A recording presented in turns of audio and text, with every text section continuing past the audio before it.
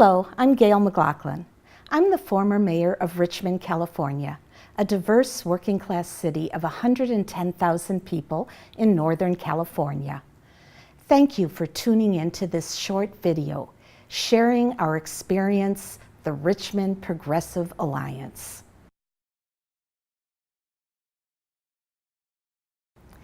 A little about me. In 2004, I was the first corporate-free progressive candidate ever elected to the Richmond City Council. I was elected mayor in 2006 and re-elected to a second term in 2010. Being corporate-free in each of my 4 elections means I refuse to accept one dime of corporate money. Instead, my campaign relied on small donations from many individuals. And just as importantly, I had an organization behind me, an organization that I helped to create, the Richmond Progressive Alliance, or the RPA. This organization was key to my electoral success and to the victories of other corporate-free progressives later elected to council. Our independence from corporate money distinguished us from all other candidates. Corporate-free campaigns are welcomed by voters as fresh air in a polluted environment. For 100 years, the Chevron Richmond refinery dominated our city government. The oil giant either financed or threatened city council candidates. Not anymore.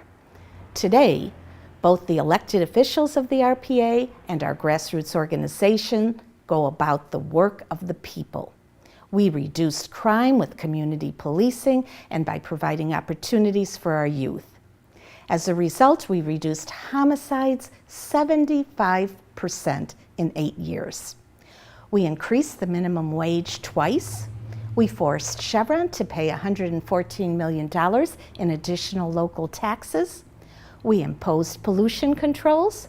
We defended homeowners that were underwater in the mortgage fiasco. We defended immigration rights, and we raised almost any progressive issue you could think of. And as a result of all this, we significantly transformed our city of Richmond. In November 2016, when the entire country moved to the right, Richmond voters not only passed a rent control law, but elected 2 additional progressive candidates to the City Council. Now, 5 of 7 members of the City Council are RPA members. After 15 years of organizing, we have achieved a corporate-free, progressive supermajority, and we continue the transformation of our city. Let me now introduce our youngest City Council member, Melvin Willis, elected in November 2016 with the highest number of votes. Melvin will guide us through an exploration of the key ideas of our RPA approach to community organizing and political empowerment. Here is Melvin in a conversation with fellow RPA Steering Committee members. Hi, I'm Melvin Willis. The RPA has been an amazing tool of transformation in our city and my personal life as well. Early on, I was impressed with Gail and the first RPA elected officials. They were real, they cared, they were accessible and committed to solutions that we needed here. They supported the community causes I was working on. They also mentored me and promoted my participation in the leadership of the progressive movement. Let me introduce you to some of my fellow members of the RPA, and we'll ask them about some of the RPA's key ideas. Hi, I'm Javanka Beckles, and I am the Vice Mayor of Richmond, California, and I'm also on the RPA Steering Committee. So what is an idea that people need to have to start an organization like RPA, or just even get involved into an already existing group like the RPA? Well, in order to start a local progressive political organization like the RPA, or even to join one that currently exists, the first thing that people need to know and to be at a place, they have to be at a place where they have said enough is enough. I've had enough and I'm ready to step up to the plate. That's what's needed. And you really have to be fed up with the way things are going. In fact, things are getting to a point of no return right now, and you have to be at a point where you see that and recognize that. You'll also recognize a very important truth, and that is that saying that we need to be the leaders that we have been waiting for. The people on the planet can't wait. We have to be at a point where we acknowledge that we are all that we have, and we have the capacity and the power to say yes or to say no. Now, after that really disastrous 2016 presidential campaign, our brother Bernie Sanders, Senator Bernie Sanders, urged his followers to run for local political office and to develop new corporate free leadership and corporate free organizing. The RPA had a head start in this model. We started this back in 2003.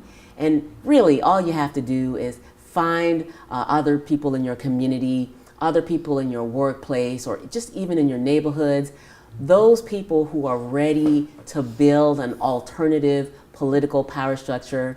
And that's it. That's how we got started, and that's how I got started. Great.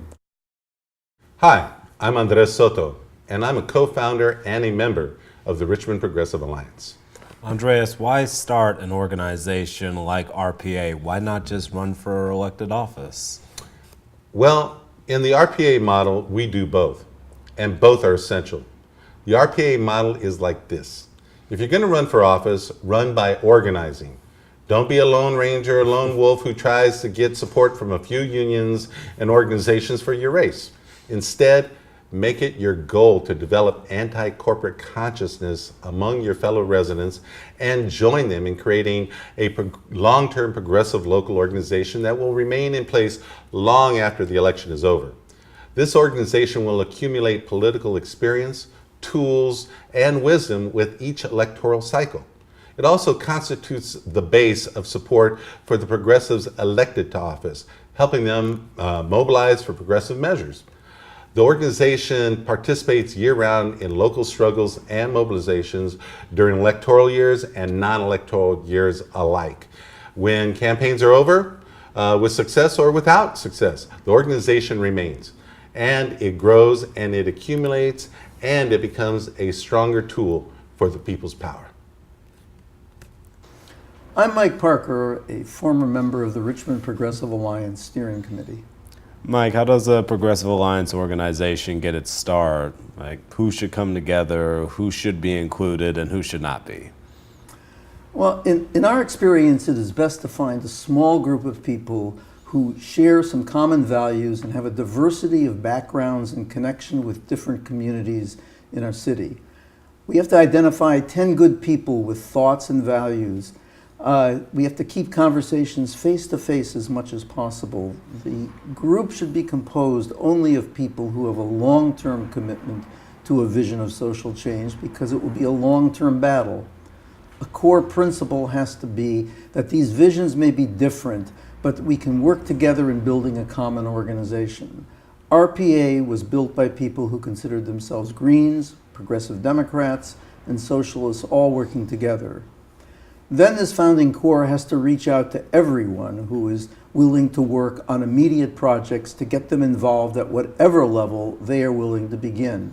The core has to seek to promote and develop new leaders and more leaders out of this group. At every step, it's important to pay attention to gender balance and diversity. I'm Michelle Chan, a steering committee member for the Richmond Progressive Alliance. Michelle, the RPA is a multi-issue organization, but what do you think the key goal of the RPA is? And is that goal any different from the other good organizations within the city? Well, Melvin, in the RPA model, the central goal is to put political decision-making power in the hands of the people through corporate-free representatives. In other words, our goal is to sit at the local tables where decisions affecting our lives are made and to represent the interests of regular residents and not the corporations. Now, it's important to note that the RPA is not a social service organization. We don't provide direct services. There are actually lots of great organizations in Richmond that do that. But for many years, these organizations worked really hard to make the city more equitable, healthier, and safer. And at the same time, the local city council allowed industries to pollute, banks to engage in predatory lending, police to engage in abusive behavior, and for developers to ruin the common good. And so these direct services and mobilizations and public protests, they're all important. They help develop solidarity, they are good for creating public pressure, but they need to be accompanied by progressive voting power in local government.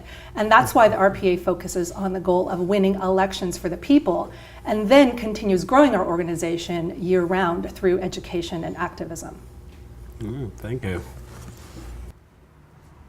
Portia Brown with Richmond Progressive Alliance Steering Committee. Okay, Portia, the RPA rejects corporate money and does not endorse any candidate that does accept corporate money. On the other hand, we do accept union support. Why? So this is an essential part of the RPA's spirit and soul. Money from corporations must be rejected because the only goal of all corporations is to make profit at everyone's expense. We are absolutely unwavering about this fundamental principle of our progressive politics. The Alliance cannot serve both the people and the corporations. Some will suggest it is not wise to reject all corporate financial support. They will say that taking corporate money for an election does not take away a candidate's independence, that it will help the voter outreach, and that everybody else does it anyway. But corporate money corrupts our democracy, and the addiction to corporate money ruins good elected officials. Demonstrating complete independence from corporations does more for the success of progressive candidates than any benefit from having a few corporate dollars. On the other hand, every penny offered by brothers and sisters in organized unions is offered in solidarity and in hope that the progressive candidate will represent the interests and the needs of the 99% of us. It's simple. Corporations are not people. Unions are people. Thank you. Hi, I'm Ben Choi. I'm an elected official. I'm a city council member in the city of Richmond, and I'm also a member of the Richmond Progressive Alliance Steering Committee. How does RPA find good candidates to run? Well, once a local progressive alliance is clear about the goal of organizing by running progressive candidates for local office, it's time to find the candidates. What makes a good candidate? The values and integrity of progressive candidates are much more important than professional knowledge and government expertise. A progressive person learns to be a good elected official by acting with integrity and common sense, and by following his or her progressive values. If there is more than one seat and more than one progressive candidate is willing to run, the RPA model promotes the idea of running in a slate. Each candidate will have particular strengths and priorities and can pull together a small group of people functioning as campaign manager, treasurer, and other roles. The progressive slate of candidates should also be supported by an overall shared coordinating committee, which shares and coordinates resources and volunteers. We also strive for progressive candidates to represent the demographic, gender, and other diversity aspects of city residents. In the RPA model, even an electoral loss is not necessarily an overall defeat if the campaign has provided the organization with more experience, skills, and wisdom. All elections are victories if the community has gained more awareness of the progressive candidates and the organization challenging local corporate control. I'm Malia Everett. I'm a co-founder of the Richmond Progressive Alliance and currently a member of the steering committee. Malia, how did you launch the Progressive Alliance and its first candidate? To launch our Progressive Alliance and our progressive candidates to the general public, we organized a forum and widely invited all the potential allies and supporters. We presented the newly formed Progressive Alliance, its values and goals, and its candidates. We invited people to participate in the alliance and in the campaigns. We also invited prominent spokespersons of local organizations to talk about issues of social, economic, and environmental justice. The meeting also allowed participants who wanted to speak to have the opportunity to make a brief statement.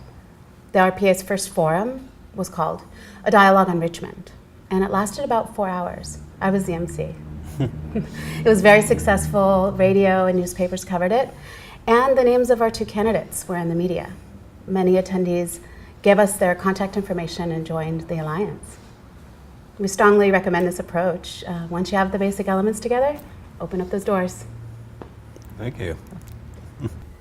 I'm Marilyn Langlois, and I'm a co-founder of the RPA and a member of the steering committee. Marilyn, how does an organization like the RPA learn what are the most pressing issues in the community? A local progressive alliance should embrace the local issues that are most important to the community. These issues might include local environmental problems caused or worsened by an industry, a crisis in the cost of housing and rents, a police brutality issue, the lack of good employment, or a school crisis in the district. The hottest issues aren't necessarily the issues that all Progressive Alliance members think are the most important, but they deserve clear progressive responses.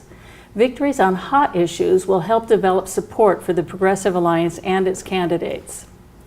Early on, and with the help of allies, we put together a Richmond People's Convention with a historical analysis of Richmond and discussion of many policy issues and priorities.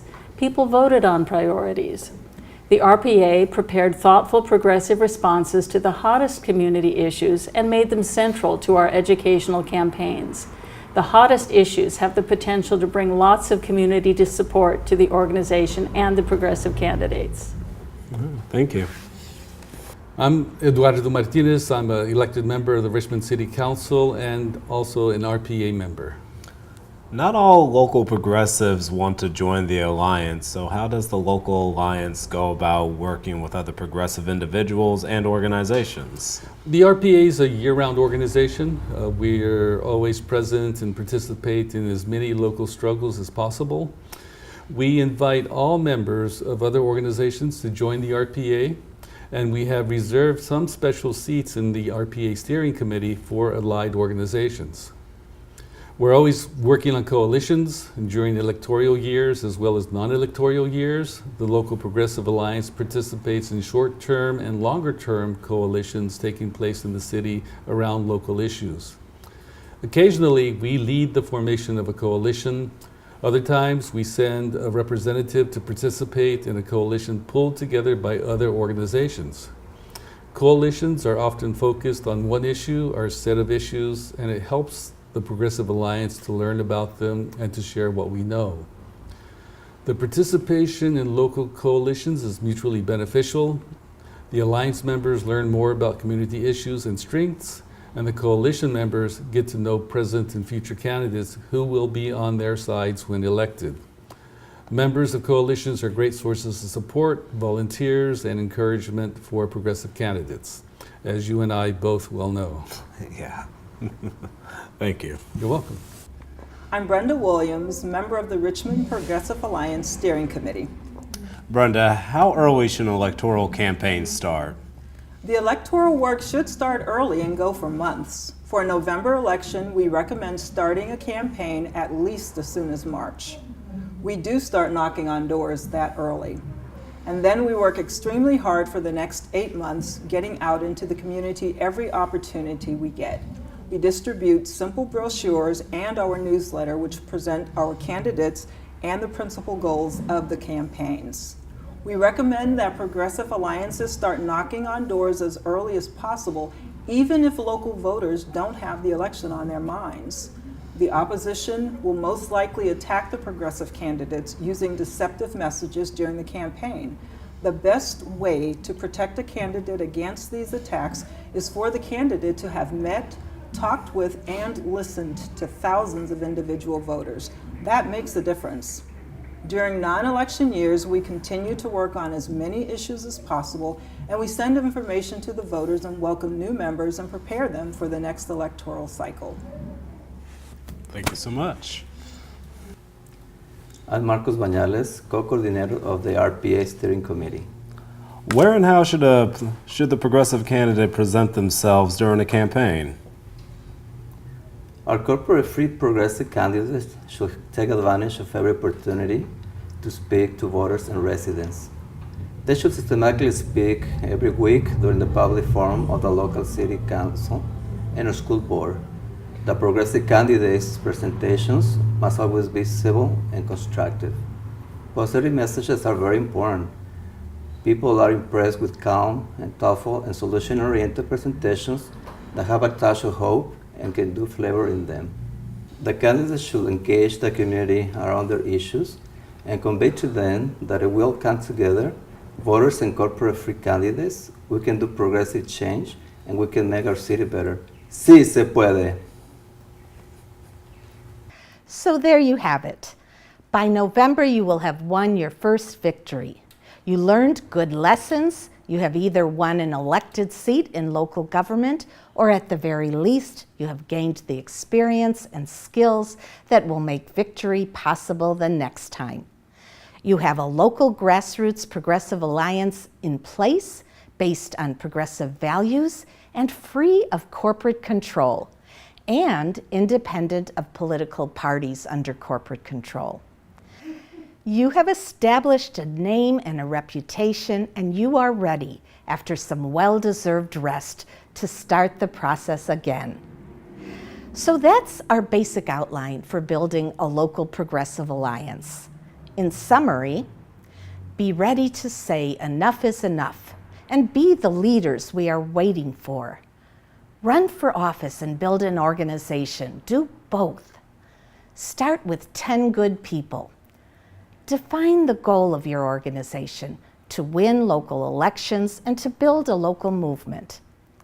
Be clear about rejecting corporate money and embracing union support. Find candidates and build a campaign team. Launch your progressive alliance and present your candidates to a community event. Identify the hottest issues in your community and build around them. Participate in coalitions. And finally, run for office, evaluate your progress, and start again. You are on your way to local political power. Don't forget to connect with people doing similar efforts in nearby cities and throughout your state. And remember, if we did it in Richmond under the money might of Chevron, it can be done anywhere and everywhere.